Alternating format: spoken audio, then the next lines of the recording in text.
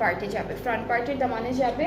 এইটা হচ্ছে, এটা কোথায় জয়েন্ট, আচ্ছা এটা কিন্তু জয়েন্টে বসে, মানে একটা ডিজাইন করেছে ওরা জয়েন্টের নেক থেকে স্টার্ট করে এই যে মাঝখানে এরকম করে একটা ডিজাইন করেছে। এটা